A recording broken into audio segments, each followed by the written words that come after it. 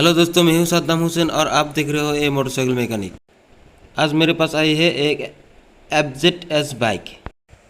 तो इसी बाइक पर मैंने टायर इंस्टॉल कर रहा हूं।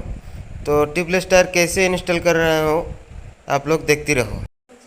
दोस्तों वीडियो स्किप ना करें। चैनल पे नया है तो सब्सक्राइब करके बेल आइकन को ज़रूर से ज़रूर प्रेस करो। तो दोस्तों देखते रहो।